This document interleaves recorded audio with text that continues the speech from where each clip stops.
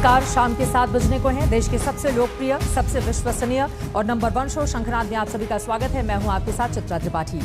किसको कौन सा धर्म पसंद है, ये निहायत ही निजी मसला है।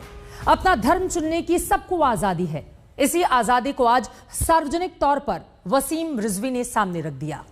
शिया वक्फ बोर्ड के पूर्व चेयरमैन वसीम रिजवी अब जितेंद्र नारायण सिंह त्यागी हैं।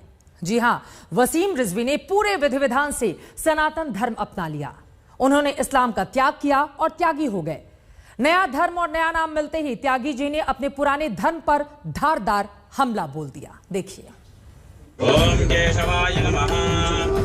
केशव प्रणातो सौभागा माय स्कारता तन्नो पातो मायो भुवातो भे नामी रखे माजल माजल ओम सर्ववरा विनिर्मुक्तो धननाम सुनाम विरहा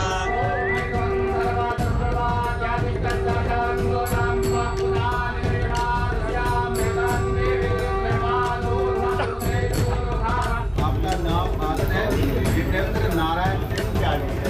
जितेंद्र नारायण सिंह त्यागी नाम वत्स गोत्र आपका वत्स है।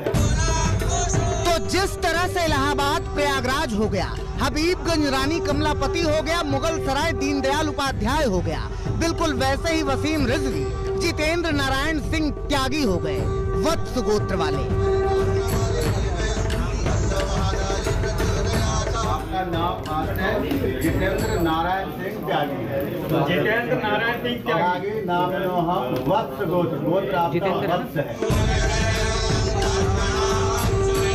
तो कलमाए तौहीद को त्याग कर त्यागी हो गए रिजवी अब ना अल्लाह के सजदे में सर झुकाएंगे, न शहादा करेंगे, न सलात करेंगे, न सौम करेंगे, न ज़कात, न हज, न तवाफ़े आरज़ू करेंगे, न जाली टोपी लगाएंगे, बल्कि शिव को पूजेंगे बिल्कुल ऐसे। त्रिपुंड लगाएंगे, शिव को बेलपत्र और दूध चढ़ाएंगे, जटाटवी गलज्वल प्रवाह पावित स्थले।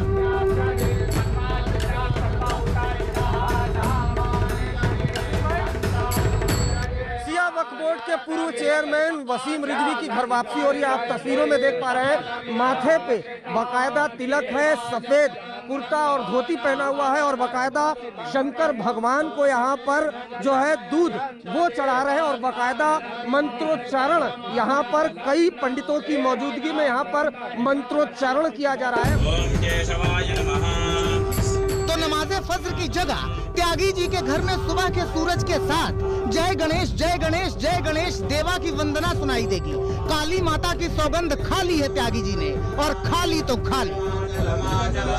पूरी तरह से मैंने सनातन धर्म को स्वीकार कर लिया है और अभी मैंने ये वचन लिया है महादेव के सामने कि मैं हमेशा इंसानियत के लिए लड़ूंगा और जो इंसानियत के लिए दुश्मन है, जो मनुष्य जाति के दुश्मन है, उनसे कभी भयभीत नहीं होऊंगा और उनके लिए सनातन धर्म को बचाने के लिए मेरा संघर्ष हमेशा जारी रहेगा, चाहे मेरे प्राण क्यों ना चले जाए।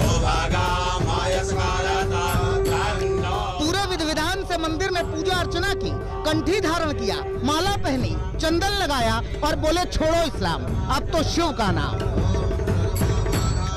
शिया वक्फ बोर्ड के पूर्व चेयरमैन वसीम रिजवी की घर वापसी हो रही है। डासना के इस मंदिर में आप देख पा रहे हैं, बकायदा जो वसीम रिजवी हैं वो बकायदा पूजा अर्चना कर रहे हैं। तमाम जो यहाँ पर पंडित हैं वो विधि विधान से मंत्रोच्चारण के जरिए जो वसीम रिजवी है वो सनातन धर्म अपना रहे हैं। बकायदा सफेद जो गंजी है और जो धोती कुर्ता है उसके जरिए, और जो यहाँ पर पंडित आप देख पा रहे हैं बकायदा मंत्रोच्चारण कर रहे हैं। और वसीम रिजवी ने सुबह ही बातचीत में ये कहा कि लगातार उनको इस्लाम धर्म से खारिज किया जा रहा है, उनका विरोध कर दिया गया है। उसके बाद से अगर आप देखें तो बकायदा माथे पर तिलक है।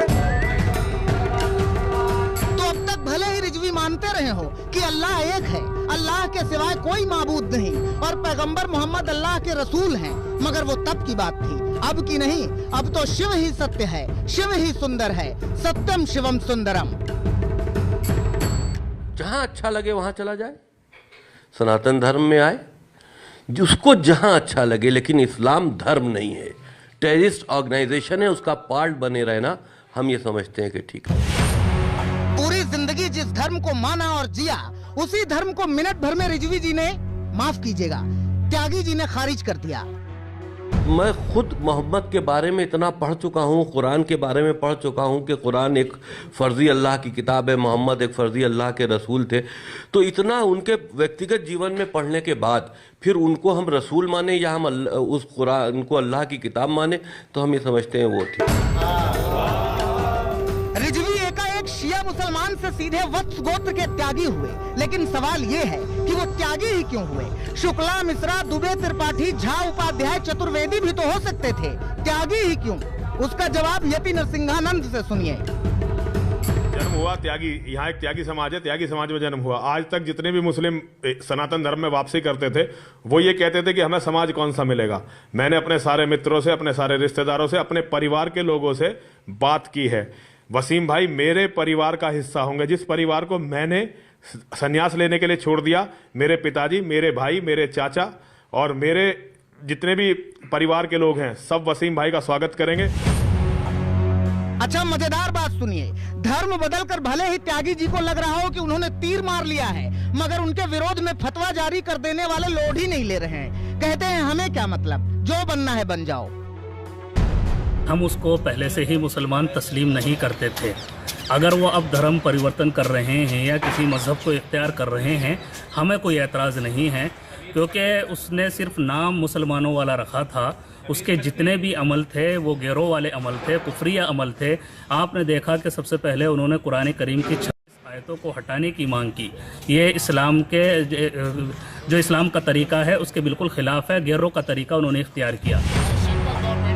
और सुनिए, बात बात पर पिछले कई बरस से आत्मदाह की धमकी देने वाले परमहंस दास कहते हैं कि त्यागी जी की जिंदगी अनमोल है और अब वो सनातन संस्कृति के संवाहक भी हैं, तो उनकी सुरक्षा का दायित्व है तो सुरक्षा दी जाए।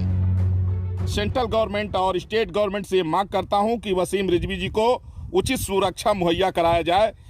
उनको किसी तरह से खतरा नहीं होना चाहिए।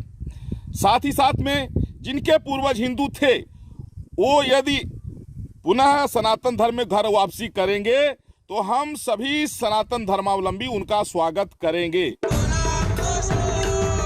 अब मसला ये है कि रिजवी के त्यागी हो जाने से किसे क्या फर्क पड़ता है। निहायत ही निजी मामला है ये तो, लेकिन सवाल जरूर है कि घर के बाकी सदस्य क्या करेंगे। रिजवी से विरोध दर्ज कराएंगे या त्यागी परिवार को आगे बढ़ाएंगे। आपका नाम जितेंद्र नारायण सिंह त्यागी। जितेंद्र नारायण सिंह त्यागी नाम वत्स गोत्र आपका वत्स है। डासना से अरविंद ओझा के साथ आज तक ब्यूरो। जितेंद्र नारायण सिंह त्यागी के धर्म की बात तो हो गई, अब बात कृष्ण की नगरी मथुरा की। मथुरा का माहौल किसी भी सूरत में बिगड़ने न पाए, इसीलिए मथुरा में चप्पे चप्पे पर सुरक्षा बलों की तैनाती है। और यह तैनाती इसलिए है क्योंकि चंद रोज पहले सूबे के डिप्टी सीएम केशव मौर्य ने अपने ट्वीट में मथुरा के मंदिर का जिक्र किया था। मगर हैरानी इस बात की है कि सुरक्षा बढ़वाकर केशव प्रसाद मौर्य कह रहे हैं कि उन्होंने मंदिर जैसा कोई बयान ही नहीं दिया था।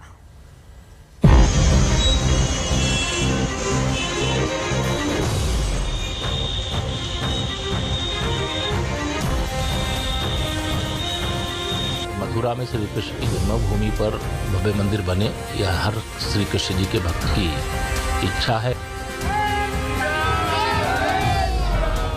मुझे नहीं मालूम वहाँ के बारे में, मैं यहाँ आया। चंद दिनों में ही मथुरा काशी पर केशव प्रसाद मौर्य के सुर भले ही बदले दिख रहे हों, लेकिन उनके बयान के बाद से ही मथुरा का माहौल गर्म है।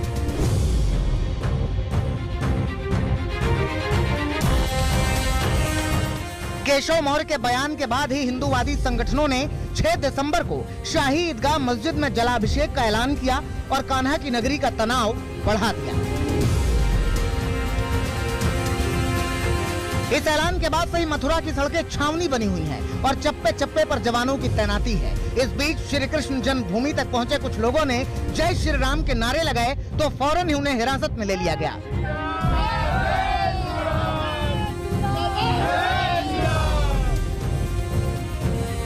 पुलिस और प्रशासन ने साफ चेतावनी दे दी है कि कोई ऐसी कोशिश भी न करे। सुरक्षा कारणों से यहाँ किसी कार्यक्रम की मंजूरी नहीं है। शहर में धारा 144 लगाई गई है और सुरक्षा बेहद कड़ी है। पब्लिक लाइफ है, बिल्कुल सामान्य रूप से चल रही है। क्योंकि यहाँ पर कुछ संगठनों ने कुछ कॉल्स वगैरह किया था, कुछ कॉल्स वगैरह दिया था, उसके तहत जो भी आवश्यक वैधानिक कार्रवाई की जानी चाहिए थी प्रशासन द्वारा, पुलिस द्वारा वो कार्रवाई की गई। अधिकतर संगठनों ने, लगभग सारे संगठनों ने अपनी वो कॉल वापस ले ली। आज एहतियात के रूप में भी और जो हमारी सिक्योरिटी स्कीम्स हैं यहाँ पर, उनके रिहर्सल के तौर पर भी यहाँ पर हमने व्यापक सुरक्षा प्रबंध किए हुए हैं। मथुरा में हालात सामान्य हैं, लेकिन यूपी के चुनावी माहौल में मथुरा के मुद्दे पर सियासत गरमा रही है। आज उन तमाम राम भक्तों को याद करने का समय है और ये संकल्प लेने का समय है कि आने वाले समय में रामलला तो एक झांकी है, काशी मथुरा अभी बाकी है। तो राम भक्तों, कृष्ण भक्तों, हे मेरे शंकर भगवान के भक्तों, वो दिन दूर नहीं कि हमें काशी और मथुरा में भी भव्य राम मंदिर बनाने पर कोई ताकत रोक सके। बस संगठित रहने की आवश्यकता है, संगठन में रहने की आवश्यकता है। बीते दिनों यूपी के डिप्टी सीएम केशव प्रसाद मौर्य ने ही मथुरा वाला मुद्दा उठाया था और राम मंदिर की तर्ज पर भव्य कृष्ण मंदिर का नारा सुनाया था। अयोध्या में रामलला का भव्य मंदिर बन रहा है, काशी में बाबा विश्वनाथ जी का कॉरिडोर बन रहा है। अब श्री कृष्ण जन्मभूमि पर भव्य मंदिर की प्रतीक्षा, इसके पीछे और कुछ नहीं। अखिलेश यादव जी और उन विपक्षी नेताओं से पूछना चाहता हूँ, बताएं क्या श्री कृष्ण जन्मभूमि पर और भगवान श्री कृष्ण का भव्य मंदिर बनने का विरोध करते हैं कि समर्थन करते हैं? कृष्ण के नाम पर केशव मौर्य ने विपक्ष पर सवाल किया तो अखिलेश ने इसे बीजेपी के डर से जोड़ दिया। कहा, चुनाव में हार के डर से बीजेपी नेता घबरा रहे हैं, इसीलिए उन्हें बार बार भगवान याद आ रहे हैं। कृष्ण हम सबके हैं, कोई ऐसा नहीं यहाँ होगा पंडाल में या यहाँ पर जो भगवान कृष्ण को नहीं मानता। हम तो इतना ही जानते हैं कि भगवान को वही याद करता है जो तकलीफ और परेशानी में होता है। उनको इतनी परेशानी तकलीफ है कि जनता ने मन बना लिया है, जनता ने मन बना लिया है, किसान ने, नौजवान ने, व्यापारी ने मन बना लिया है, इनका सफाया हो। विपक्ष ने मथुरा को बीजेपी का चुनावी राग बताया तो इंद्रेश कुमार ने केशव मौर्य के बयान का मतलब समझाया। ने जो बोला है वो बहुत साफ सुथरा और ठीक बोला है कि अयोध्या सॉल्व हो गया, विश्वनाथ कॉरिडोर का डेवलपमेंट हो रहा है, तीर्थों का डेवलपमेंट होगा, ऐसे आगे मथुरा का भी डेवलपमेंट होगा। उधर मथुरा में किलेबंदी और उस पर छिड़ी सियासत के बीच अब कुछ धर्माचार्य भी आगे आ रहे हैं और मथुरा काशी के लिए हिंदुओं की एकता की बात दोहरा रहे हैं। काशी हमारी प्रतीक्षा कर रही है, मथुरा हमारी प्रतीक्षा कर रही है,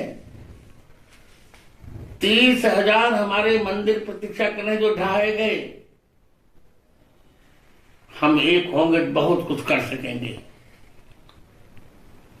हमें अब एक ही होना चाहिए। मथुरा को लेकर भले ही शोर मच रहा हो, लेकिन स्थानीय लोग शांति बनाए हुए हैं। वहीं मस्जिद कमेटी से जुड़े कुछ लोग मांग कर रहे हैं कि शहर का माहौल खराब करने वालों पर कड़ी कार्रवाई होनी ही चाहिए। लोगों ने इस प्रकार का आयोजन किया, वह यहाँ की शांति व्यवस्था को खराब करने के लिए किया, यहाँ के भाईचारे को खतरा उत्पन्न करने के लिए किया, तो माननीय उच्चतम न्यायालय को उसका संज्ञान लेना चाहिए। जिला प्रशासन को उनके खिलाफ सख्त कार्रवाई करनी चाहिए। हालांकि कुछ कार्रवाइयाँ हुई हैं, लेकिन वह पर्याप्त नहीं है। ऐसी कार्रवाई होनी चाहिए ताकि फिर चाहे वो किसी धर्म जाति विशेष का लोग, चाहे हिंदू हो, मुस्लिम हो, कोई किसी धर्म जाति का व्यक्ति हो, जो कोई व्यक्ति यहाँ के अमनो अमान को खराब करने का काम करे, कोई भी आह्वान करे, उसके खिलाफ सख्त से सख्त कार्रवाई होनी चाहिए। मथुरा प्रशासन पूरी तरह मुस्तैद है, बिना पहचान आने जाने पर पाबंदी है। हर कोशिश है कि मथुरा का माहौल बिगड़ने न पाए, चुनावी मौसम में कानून व्यवस्था से खिलवाड़ न होने पाए। मथुरा से राहुल श्रीवास्तव के साथ आज तक ब्यूरो। उत्तर प्रदेश के चुनाव में बीजेपी ने पूरी ताकत झोंक दी है। बीजेपी के बड़े बड़े दिग्गज मिशन पूर्वांचल पर लगे हुए हैं। कल पीएम मोदी गोरखपुर जाएंगे, वहां वो गोरखपुर को कई सौगात देंगे। तो उसके पहले आज मुख्यमंत्री योगी आदित्यनाथ अखिलेश यादव के संसदीय क्षेत्र आजमगढ़ पहुंचे। आजमगढ़ में उन्होंने अखिलेश पर जमकर निशाना साधा।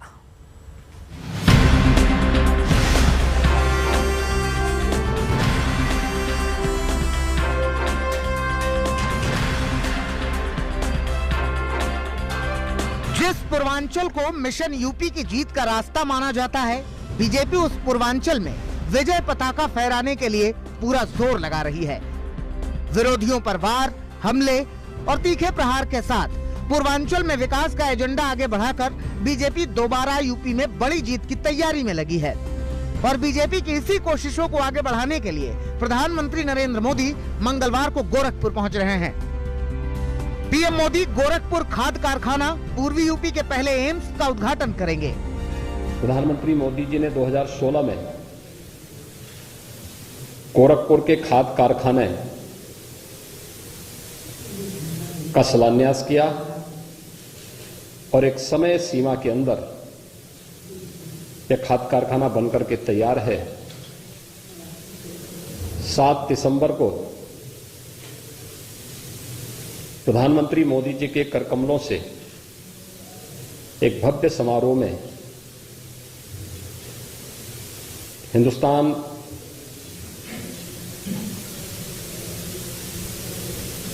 उर्वरक के नाम पर यह नया खाद कारखाना बनकर के तैयार है। यह राष्ट्र को समर्पित होगा। गोरखपुर को करोड़ों रुपए की विकास की सौगात के सहारे बीजेपी पूर्वांचल में विकास के उस रथ की रफ्तार तेज करने की कोशिश में है जिस पर सवार होकर मिशन 2022 का लक्ष्य हासिल किया जा सके। करीब महीने भर पहले ही पीएम मोदी ने पूर्वांचल को एक्सप्रेस की सौगात दी थी। पीएम मोदी के इस दौरे के बाद से लगातार बीजेपी नेता पूर्वांचल के चक्कर काट रहे हैं और जनता के बीच जाकर विरोधियों की कमियां गिना रहे हैं। पीएम मोदी के गोरखपुर दौरे से ठीक पहले योगी आदित्यनाथ अखिलेश यादव के संसदीय क्षेत्र आजमगढ़ पहुंचे। अखिलेश पर योगी ने अब्बाजान वाला वार किया। समाजवादी सरकार में कानून व्यवस्था को लेकर भी तीखा प्रहार किया। वह वैक्सीन, उन्होंने उसका विरोध किया था, कहा था कि ये वैक्सीन तो मोदी वैक्सीन है, ये वैक्सीन बीजेपी की वैक्सीन है। आप में से कितने लोगों ने वैक्सीन लगाया है? ये मोदी वैक्सीन आपने भी लगाया है ना? ये भाजपा का वैक्सीन भी आपने लगाया है ना? तो उनसे भी पूछो कि अब्बा जान भी लगा चुके हैं, अब तो लगा ही लो। और इन्होंने तो समय की सरकारों के समय में, उस समय इन्होंने जो कुछ संपत्ति अर्जित की थी, उस संपत्ति को वापस लेने का कार्य हमारी सरकार कर रही है। 1900 करोड़ रुपए की संपत्ति हमने जब्त कर ली है। लगभग इतने ही संपत्ति को जो अवैध तरीके से इन्होंने इमारतें बनाई थी, हमें लगा कि नहीं यह अवैध है, सार्वजनिक संपत्ति पर बना है, वहां पर बुलडोजर चलाने का काम भी किया गया है। और आज जब बुलडोजर चलता है तो भाइयों बहनों, सबसे ज्यादा पीड़ा होती है समाजवादी पार्टी को और कांग्रेस को। बीजेपी के लिए सूबे में सत्ता फतेह की बड़ी उम्मीदें पूर्वांचल से लगी हैं। पीएम नरेंद्र मोदी का वाराणसी से सांसद होना और गोरखपुर से सीएम योगी का होना भी बड़ा फैक्टर है। विरोधी पार्टियां भी बीजेपी के इस मिशन को बखूबी जान रही हैं और इसीलिए जनता के बीच पहुंचकर यूपी में बदलाव की उम्मीद जता रही हैं। पीला रंग, लाल रंग, सफेद और नीला, अभी आपने कौन नीला रंग देखा, हरा रंग, सब मिल गए, एक साथ हो गए। ये बहुरंगी जो इंद्रधनुष बनाया है, यही भारतीय जनता पार्टी का सफाई करेगी। वो एक रंग वाले लोग क्या किसी के जीवन में रंग लाएंगे? यूपी में जीत के लिए पूर्वांचल की ये लड़ाई कितनी अहम है, इसे इस बात से समझा जा सकता है कि चुनावों की तारीखों के ऐलान से पहले पीएम मोदी की कई जनसभाओं की तैयारी की गई है। अगले ही हफ्ते पीएम मोदी वाराणसी में काशी विश्वनाथ कॉरिडोर का उद्घाटन करेंगे और भोलेनाथ के आशीर्वाद के साथ बीजेपी के मिशन पूर्वांचल को आगे बढ़ाएंगे। गोरखपुर से अभिषेक मिश्रा के साथ आज तक ब्यूरो। प्रधानमंत्री नरेंद्र मोदी कल पहुंचेंगे गोरखपुर, लेकिन उससे सटी हुई सीट है संत कबीर नगर। बुलेट रिपोर्टर की टीम पहुंच गई वहां, चुनावी जायजा लिया, ये जानने की कोशिश की कौन जीतेगा कौन हारेगा। निषाद वोटरों की वहां पर बहुलता है। अब की बार निषाद वोटर किसके साथ